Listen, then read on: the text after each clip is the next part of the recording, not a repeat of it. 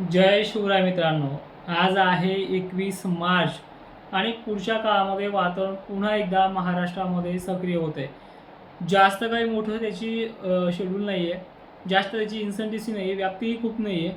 पण अनेक जणांच्या हळद उत्पादक शेतकऱ्यांना मात्र यामध्ये सतर्क राहावं लागणार आहे. ते कसं काय आपण याच्यामध्ये बघणार आहोत.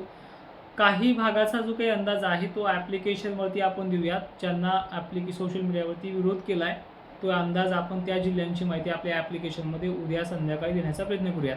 ठीक आहे. तर बघा, येत्या 72 तासामध्ये काही भाग म्हणजे लातूर, सोलापूर, धाराशिव जिल्ह्यामध्ये स्थानिक वातावरणाचा पाऊस पडू शकतो. ती तारीख आहे 24 आणि 25. ह्या दोन दरम्यानमध्ये ज्या ठिकाणी संध्याकाळच्या वेळेला दिवस मावळता पश्चिमेकडनं ढग दिसतील, दक्षिणेकडे ढग दिसतील, अशा शेतकऱ्यांनी सतर्क राहायचं आहे. यामागचं पूर्ण कारण देखील सांगण्याचा प्रयत्न करतोय. उद्या त्रास नाही आहे, 22ला 24ला देखील त्रास नाही आहे महाराष्ट्रात कुठेच. तर 24च्या संध्याकाळी जाणू शकतो तो म्हणजे बेळगाव, कर्नाटक भागांमध्ये. बाकी इतरत्र ठिकाणची जिल्ह्यांची माहिती आपण पश्चिम महाराष्ट्राची ॲप्लिकेशनमध्ये सांगणार आहे. तिथे काय भानगड आहे तारखेला.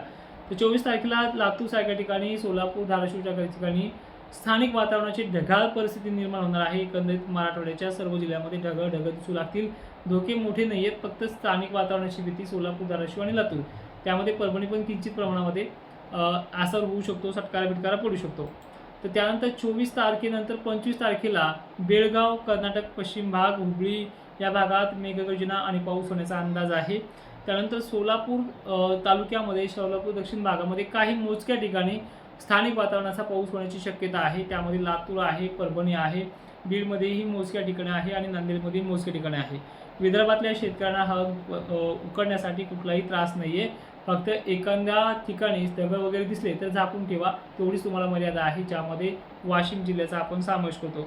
बाकी नांदेड, लातूर, सोलापूर एक किंचित प्रमाणामध्ये मागच्या पडलेल्या पावसाचाच परिणाम म्हणूयात आपण त्याला, कारण की जवळ असलेल्या कर्नाटकमध्ये असे प्रकार घडू शकतात.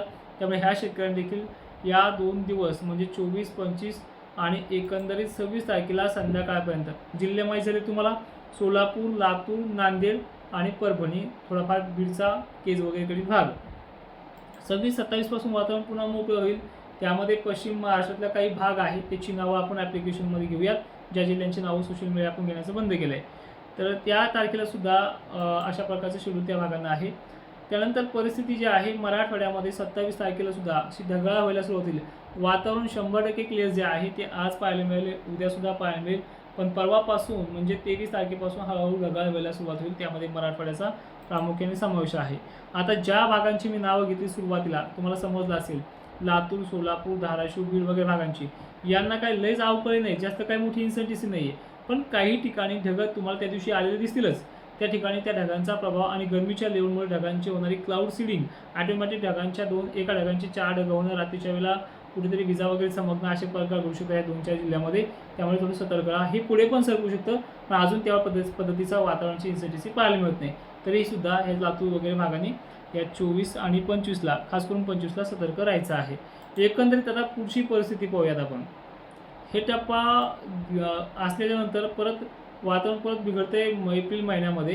तर एप्रिल महिन्याच्या समोर येणाऱ्या तारखा बघा, 3, 4, 5 ह्या अशा तारखा आहेत. या तारखेदरम्यान जो काही कर्नाटकचा भाग आहे, विजापूर झाल्याच्यानंतर बसव कल्याण, हुबळी, बेळगावचा काही पूर्वेकडील भाग, इकडे कलबुर्गी, हा जो काही भाग आहे, सिंगोंगा परिसर, या भागाचा जो काही सामोर आहे, धारवाड वगैरे, तर इथे सुद्धा वातावरण ॲक्टिव्ह होणार आहे. आणि ह्या वातावरणाचे परिसर साहजिकच आहे त्या ज्या जवळच्या जिल्ह्यांमध्ये, ज्या जिल्ह्यांची नावं आपण सोशल मीडियावरती थोडी थांबवली आहे काही काळासाठी, तर अशा जिल्ह्यांना त्याचा त्रास होऊ शकतो. त्यामध्ये लातूरचा समावेश आहे पुन्हा एकदा 3 एप्रिल 4 एप्रिलच्या आसपासमध्ये. तर ह्या तारखेदरम्यान मग मराठवाड्यामध्ये, विदर्भामध्ये असं आहे का, तर विदर्भाच्या काही मोजक्या भागामध्ये आता काय होते, मोजका भाग म्हणला तो 10%, 5% असतो, एखाद्या कोपऱ्यामध्ये तो पडतो. पण लगेच सगळ्या विभागाचे मॅसेज येतात की तुम्ही सांगितलं आमच्याकडे पाऊस झाला नाही. तुम्हाला सतर्क यासाठी करतोय की तुमचं सोन्यासारखं पीक खराब होऊ नये या काळामध्ये. तर या कालखंडामध्ये पुन्हा एकदा 3-4 तारखेदरम्यान लातूर, सांगली, नांदेड परिसर, खाली बघायला गेलं तर आपण थोडंसं हिंगोली परिसर, पलीकडे बघायला गेलं तर विदर्भातला काही मोजका भाग, तर अशा भागांना देखील ह्या 3, 4, 5 तारखेदरम्यान सतर्क राहायचं आहे. तर अशा प्रकारचं हे शेड्यूल होतं. त्यानंतर जालना जिल्हा देखील थोडासा स्थानिक वातावरणाचा इफेक्ट, बुलढाणा देखील स्थानिक वातावरणाची इफेक्ट नंतर 4-5 एप्रिलला राहू शकतो. आता पुढचं सेगमेंट असं आहे की महाराष्ट्रामध्ये वातावरणाचे टप्पे मागे टप्पे बनत आहेत. याचा पुढे देखील इफेक्ट राहू शकतो का, अशा अनेक प्रश्नांची उत्तर देखील आपण आजच्या या व्हिडिओमध्ये घेतोय. आणि शेवटी तुम्हाला नियोजन देखील सांगण्याचा प्रयत्न करतोय, कुठे कसं नियोजन करायचं ते. हे पहा, हळद उत्पादक शेतकऱ्यांना सर्वात महत्त्वाचं नियोजन म्हणजे आता बऱ्याच जणांचे ज्वारी पण काढायला आलेले आहेत, बऱ्याच जणांच्या हळदी पण उकळायला आलेल्या आहेत. तर आता ही जे येणार आहे सध्या 25 तारखेला, ह्याची काही व्याप्ती मोठी नाही आहे आणि जिल्हा ही एका साईडचाच आहे. कुठला, जे सुरुवातीला मी तुम्हाला सांगितलं व्हिडिओमध्ये. तर ह्या भागाबरोबरच विदर्भाला किंवा खानदेशला ढगं वगैरे चमकत राहतील, आभाळी पडेल, स्थानिक लेवल एखाद्या ठिकाणी पडेल, पण 100% भागाचं तो नुकसान करणार नाही. जसं मागच्या वेळेस तुम्हाला सांगितलं की 35% वरती व्याप्ती नाही, 65% भागांना धोका नाही आहे, पण 35% काय कमी भाग येत नाही, खूप भाग येतोय. त्या 35 आणि 40% महाराष्ट्राचा अनेक भाग त्यांनी झोडपून काढलाय. उदाहरणार्थ आमच्या घनसावंगीचं सांगायचं झालं तर घनसावंगीचा पश्चिम भाग त्यांनी सोडलाय, पण पूर्वेकडील माशेगाव असेल, आमचे गाव असेल, बोरांनी, राधनी, इकडे एरेगाव, वाटूरपर्यंत बराचसा भाग त्यांनी झोडपून काढलाय. तर अशा प्रकारची ही कंडिशन असते. एप्रिल महिन्यात सुद्धा अशा प्रकारचे झटके आहेत. 18-19 दरम्यान देखील पुन्हा एकदा वातावरण ॲक्टिव्ह होऊ शकतं. आणि विषय विनंती अशी आहे, अशा प्रकारचा सगळा शेड्यूल होता. सविस्तर माहिती आणि अजून संपूर्ण माहितीसाठी आपण आपल्या ॲप्लिकेशन डाउनलोड करा, जे प्ले स्टोअरला आहे. तोडकर हवामान अंदाज नावाने 4.4ची त्याला रेटिंग पण मिळालेली आहे, चांगल्या पद्धतीने प्रतिसाद देखील मिळाला आहे.